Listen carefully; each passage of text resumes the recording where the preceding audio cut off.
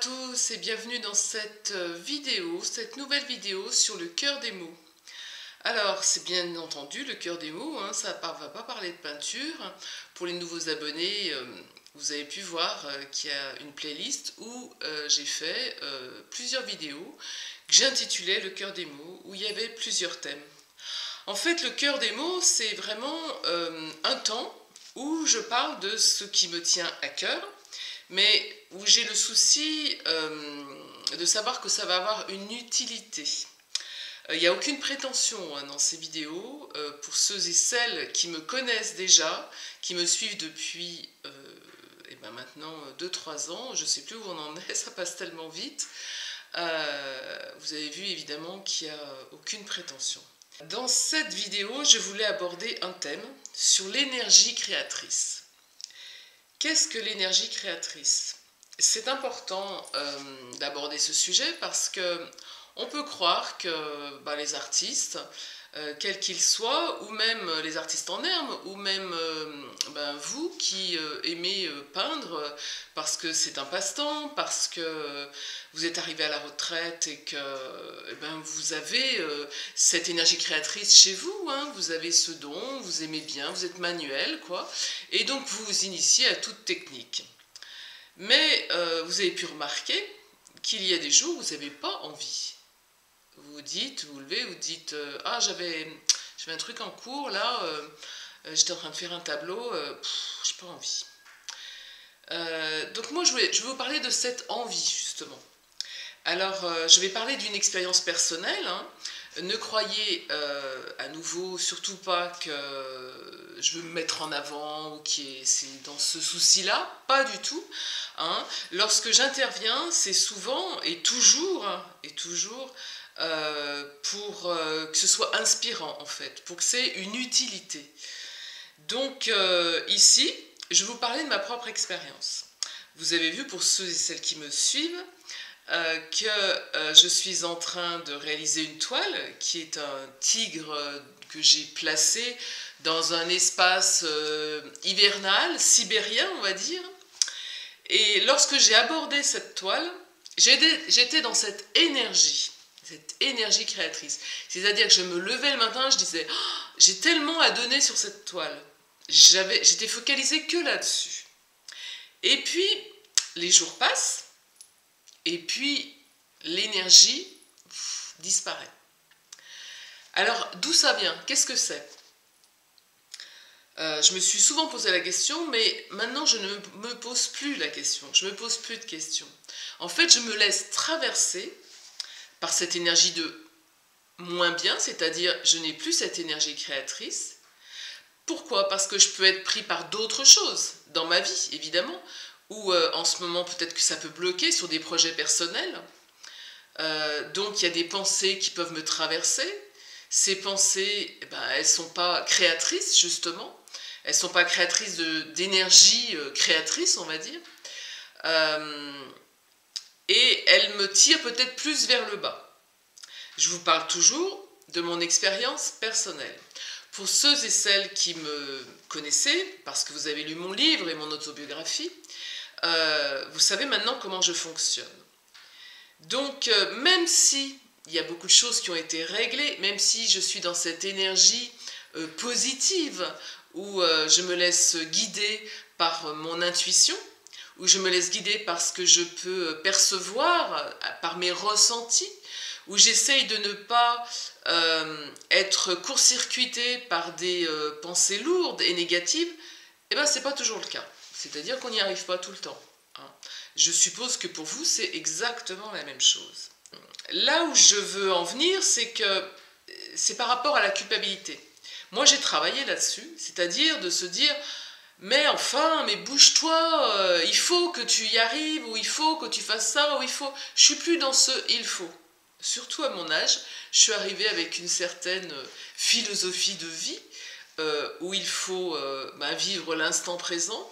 Et lorsque se présente à moi cette espèce de... où je tourne un peu en rond, où je suis moins dans cette envie, dans cette énergie créatrice, eh bien je me laisse traverser par ça, sans culpabilité. Et je me dis, c'est pas là. En ce moment, c'est pas là. Donc, oh là là, mais attends, mes abonnés attendent que, il faut que, c'est pas bien. Toutes ces injonctions sociétales, il faut s'en débarrasser.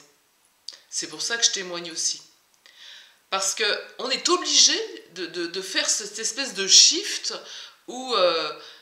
mais qui me dit qu'il faut que, à part moi, il n'y a que moi qui agis.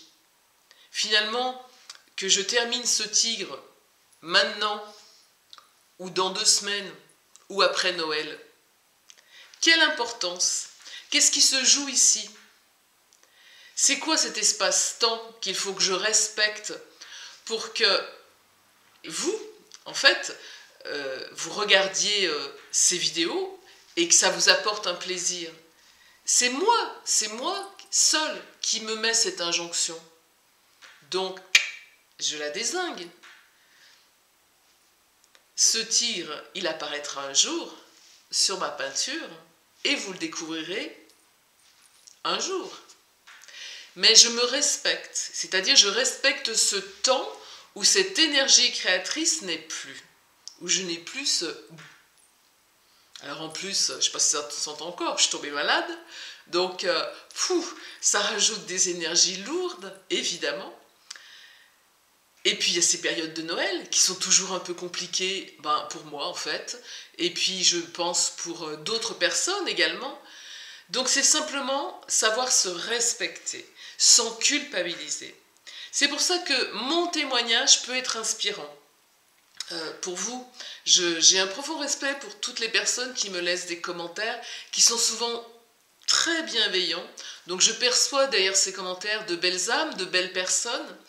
Et je veux aussi vous dire que vous n'êtes pas tout seul, qu'il faut pouvoir et savoir se respecter. Quand on n'a pas envie, quand il y a une petite voix, cette petite voix, je vous en ai souvent parlé dans le cœur des mots, ça peut être l'intuition, c'est votre âme, votre essence, ce que vous avez au plus profond de vous qui vous dit « respecte-toi, écoute-toi ». Mais il nous a tellement appris à ne pas nous écouter. Donc évidemment... Mais maintenant, je sais que la plupart des gens qui me suivent sur cette chaîne, j'ai regardé parce qu'on a des sondages sur YouTube, vous avez un peu plus de 50 ans pour les 3/4 du public, donc vous avez déjà une expérience de vie derrière vous qui vous fait dire, vous connaissez ce qui vous convient et ce qui vous ne convient plus. Et surtout en ce moment, je ne sais pas si vous avez senti depuis ces 3 dernières années, depuis ces années depuis ces années tout va beaucoup plus vite. Il y a eu des réflexions, donner un sens à sa vie. Est-ce que je dois écouter toutes ces peurs, toutes ces injonctions, tout ce que les médias nous donnent? Je pense qu'on vit complètement différemment. Et parfois, on est un peu perdu. Je vois bien autour de moi, et je vois aussi cette jeunesse qui est autour de moi. J'ai des enfants qui ont entre 22 et 30 ans. Donc, je vois bien que par moments, c'est pas simple. Donc, on doit aussi montrer l'exemple d'une certaine sérénité, d'une certaine sagesse. Et ça passe par soi, c'est-à-dire s'écouter soi. Tout ça pour revenir à cette énergie créatrice qui, en ce moment, me fait défaut. Donc, je vais la traverser. Je vais traverser cette expérience qui m'est proposée, d'attendre, peut-être de faire autre chose, de me coucouner, d'aller dehors quand il fait moins froid, ce qui est le cas aujourd'hui. Donc tout de suite, je sens cette énergie parce que je suis beaucoup liée à la nature. Par contre, j'ai du mal avec l'hiver quand c'est très froid, humide, mais je ne suis pas la seule, vous aussi je pense. Par contre, quand c'est un froid sec avec une belle lumière, oui, il faut sortir, il faut de nouveau capter cette lumière. Et on est en défaut de lumière, on le sait bien, l'hiver arrive, l'hiver est là, et la lumière joue beaucoup dans dans cette énergie créatrice. J'en parle souvent de la lumière, j'en parle dans le deuxième livre que je suis en train d'écrire qui s'appelle Guidance et enseignement, dont je vous parlerai beaucoup plus tard, mais voilà. Voilà, donc c'était le cœur des mots, c'est une petite vidéo qui ne parlera pas à tout le monde, ça j'en ai bien conscience parce que les gens qui me suivent sur cette chaîne sont arrivés parce qu'ils avaient envie de connaître des techniques, mais vous savez aussi pour les nouveaux abonnés que c'est aussi une part de moi. Le cœur des mots, c'est aussi une part de moi. Et c'est ce qui fait mon authenticité et ce que je suis de manière globale. Hein. Et c'est ce qui fait peut-être aussi ce que vous trouvez dans mes vidéos. C'est tout ce qui me compose. Et cette vidéo en est un exemple. Donc, écoutez-vous, prenez soin de vous, cocoonez-vous, surtout pour ces périodes de fête qui peuvent être aussi fatigantes. Je sais qu'il y a beaucoup de virus qui tournent, on peut être affecté. Donc prenez soin de vous.